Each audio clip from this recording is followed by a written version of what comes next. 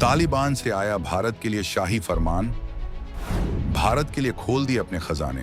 5 साल तक एक भी रुपया टैक्स नहीं। पाकिस्तान के मुंह पर अब तक का सबसे जोरदार तमाचा।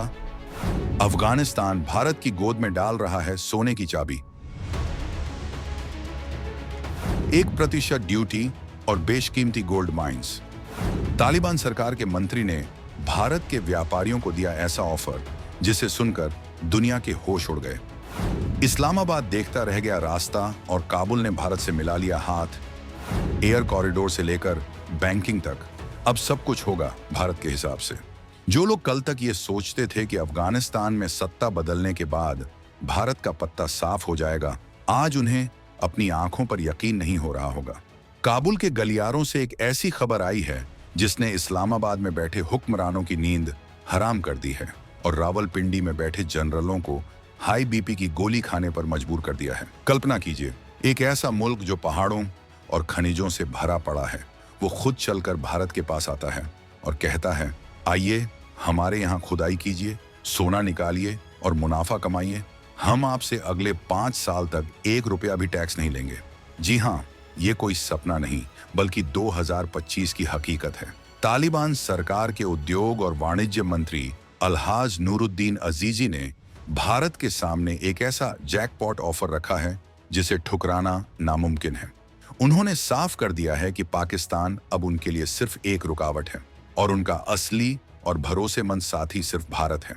जब पूरी दुनिया अफगानिस्तान से मुंह मोड़े बैठी थी, तब भारत ने वहां गेहूं भेजा, दवाइयां भेजी और आज उसी सॉफ्ट पावर का नतीजा है कि तालिबान भारत को अपनी गोल्ड माइंस यानी सोने की खदानों की चाबी सौंपने को तैयार है। लेकिन इस ऑफर के पीछे की असली कहानी क्या है?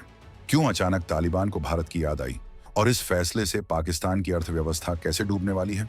हम आपको बताएंगे इस धमाकेदार खबर की पूरी कहानी, तो बने रहिएगा वीडियो पर। और इस संबंध में आपके जो भी विचार हों कमेंट में लिखकर जरूर बताइएगा।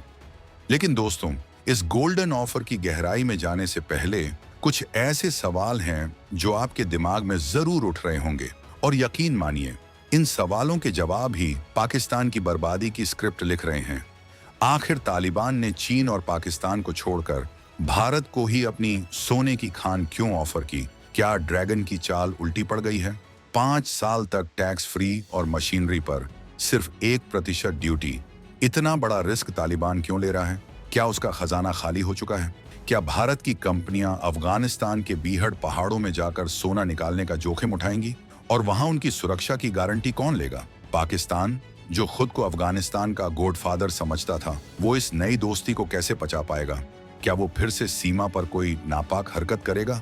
अगर भारत ने इस ऑफर को स्वीकार कर लिया तो क्या अफगानिस्तान के रास्ते सेंट्रल एशिया तक भारत की सीधी पहुंच पाकिस्तान को हमेशा के लिए साइडलाइन कर देगी? इन सारे धमाकेदार सवालों के जवाब हम आपको इस वीडियो में आगे देने वाले हैं, तो बिल्कुल भी हिलिएगा मत। चलिए अब जरा विस्तार से समझते हैं कि आखिर ये लॉटरी है क्या जो भारत के नाम खुलने वाली है।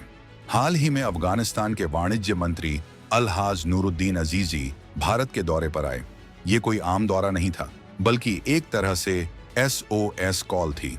उन्होंने मुंबई में आयोजित एसोचैम के कार्यक्रम में भारत के बड़े बड़े उद्योगपतियों के सामने दिल खोलकर बातें रखी। अजीजी ने साफ शब्दों में कहा, अफगानिस्तान में निवेश की अपार संभावनाएं हैं। हमारे पास सोना है, कॉपर है, लिथियम है, लेकिन हमारे पास उसे निकालने की तकनीक नहीं है, प्रोफेशनल टीम नहीं है और इसके लिए हमें भारत चाहिए। उन्होंने जो ऑफर टेबल पर रखा वो किसी भी बिजनेसमैन के लिए सपने जैसा है। उन्होंने कहा कि जो भी भारतीय कंपनी अफगानिस्तान में नए सेक्टर्स में, खास तौर पर गोल्ड माइनिंग में निवेश करेगी, उसे अगले 5 सालों तक सरकार को एक भी पैसा टैक्स नहीं देना होगा। सोचिए, 5 साल तक सरकार को एक भी पैसा टैक्स नहीं देना होगा। 5 साल का टैक्स हॉलिडे। इसका मतलब है कि जो कमाओगे वो पूरा का पूरा आपका। इसके अलावा माइनिंग करने के लिए बड़ी बड़ी मशीनों की जरूरत पड़ती है। अगर कोई कंपनी ये मशीनें भारत से या दुनिया के किसी भी कोने से अफगानिस्तान लाती है तो उस पर कस्टम ड्यूटी के नाम पर सिर्फ और सिर्फ 1% का शुल्क लगेगा। आज की तारीख में आप सुई भी इंपोर्ट करो तो 20 से 30% टैक्स लग जाता है, लेकिन वहां करोड़ों की मशीनों पर सिर्फ 1% टैक्स। अजीजी ने यह भी भरोसा दिलाया कि जमीन की कोई कमी नहीं है। कंपनियों को लीज पर जमीन दी जाएगी, बिजली दी जाएगी और सरकार की तरफ से टैरिफ सपोर्ट भी मिलेगा। लेकिन इसमें एक छोटा सा पेंच भी है, और वो पेंच भारत के हक में ही है। अजीजी ने शर्त रखी है कि आप सोना निकालिए, लेकिन उसकी प्रोसेसिंग अफगानिस्तान के अंदर ही होनी चाहिए। इसका मतलब है कि वहां फैक्ट्रियां लगेंगी, जिससे वहां के स्थानीय लोगों को रोजगार मिलेगा। ये एक विन विन सिचुएशन है। भारत को सस्ता कच्चा माल और सोना मिलेगा, और अफगानिस्तान को रोजगार और इंफ्रास्ट्रक्चर। अजीजी ने तो यहां तक कह दिया कि अफगानिस्तान में आपको कंपटीशन यानी प्रतिस्पर्धा नहीं मिलेगी। मतलब मैदान पूरा खाली है, आओ और छा जाओ। जहां दुनिया के बाकी देश डर रहे हैं, वहां भारत के लिए रेड कारपेट बिछाया जा रहा है। अब आते हैं इस कहानी के सबसे मजेदार हिस्से पर। पाकिस्तान का क्या हाल है? दोस्तों, आपको याद होगा कि जब 2021 में काबुल में सत्ता बदली थी, तो पाकिस्तान के तत्कालीन खुफिया चीफ चाय का प्याला हाथ में लेकर काबुल के सेरेना होटल में कैसे मुस्कुरा रहे थे। उन्हें लगा था कि अफगानिस्तान अब उनका 5वां प्रांत बन जाएगा। उन्हें लगा था कि वो अफगानिस्तान को भारत के खिलाफ इस्तेमाल करेंगे। लेकिन 2025 आते आते वो चाय ठंडी हो चुकी है और प्याला टूट चुका है। नूरुद्दीन अजीजी ने भारत की धरती पर खड़े होकर पाकिस्तान का नाम लिए बिना उसकी जो बेइज्जती की है, वो सुनने लायक है। उन्होंने साफ कहा कि पड़ोसी देश पाकिस्तान के साथ तनाव की वजह से हमारे व्यापार में दिक्कतें आ रही हैं। इसका मतलब समझते हैं आप? पाकिस्तान ने बार बार अपनी सीमाएं बंद की, अफगानिस्तान के ट्रकों को रोका, उनसे भारी टैक्स वसूला, उन्हें ब्लैकमेल करने की कोशिश की। पाकिस्तान सोचता था कि अफगानिस्तान की मजबूरी है उसके रास्ते कराची पोर्ट से व्यापार करना, लेकिन तालिबान ने अब पाकिस्तान को उसकी औकात दिखा दी है। वो कह रहे हैं, हमें तुम्हारी जरूरत नहीं है, हम भारत के साथ सीधा एयर कॉरिडोर बनाएंगे। अजीजी ने भारत सरकार से अपील की है कि वीजा और बैंकिंग की जो छोटी मोटी दिक्कतें हैं उन्हें दूर किया जाए, ताकि व्यापार हवा के रास्ते हो सके। पाकिस्तान बीच में दीवार बनकर खड़ा था, लेकिन भारत और अफगानिस्तान ने उस दीवार के ऊपर से हाथ मिला लिया है। आज पाकिस्तान की हालत धोबी के कुत्ते जैसी हो गई है, न घर का न घाट का। उसके खुद के घर में खाने के लाले पड़े हैं, आटा मिल नहीं रहा, बिजली आ नहीं रही, और वो सपना देख रहा था कि अफगानिस्तान के खनिजों पर कब्जा करेगा। अफगानिस्तान के मंत्री का भारत आना और ये कहना कि हमें भारत पर भरोसा है, ये पाकिस्तान की पूरी विदेश नीति के मुंह पर एक तमाचा है। पाकिस्तान ने सोचा था कि वो स्ट्रेटेजिक डेप्थ हासिल करेगा, लेकिन उसे मिली क्या? Strategic death. आज Afghanistan Pakistan border Durand line पर गोलियां चल रही हैं, और दूसरी तरफ काबुल दिल्ली रूट पर बिजनेस की बातें हो रही हैं। ये है मोदी के नए भारत की कूटनीति, जहां हम दुश्मन को गोली से नहीं बल्कि अपनी आर्थिक ताकत और भरोसे से मारते हैं। पाकिस्तान अब सिर्फ बाउंड्री के बाहर खड़ा होकर तमाशा देख सकता है, खेल में शामिल नहीं हो सकता।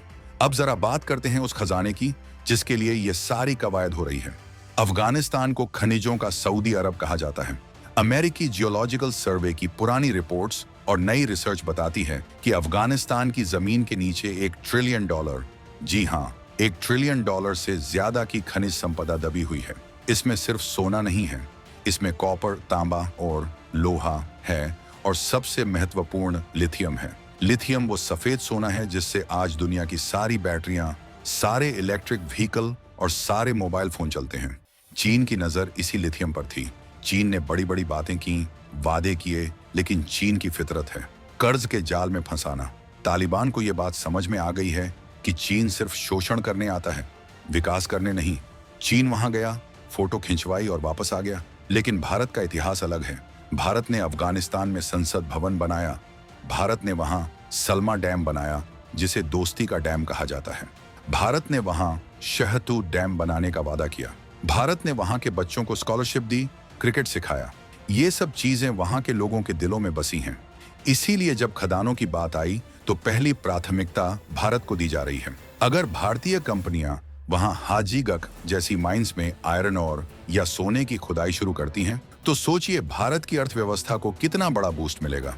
हमें सोना इंपोर्ट करने के लिए डॉलर खर्च नहीं करने पड़ेंगे, बल्कि हमारी अपनी कंपनियां वहां से सोना कमाएंगी।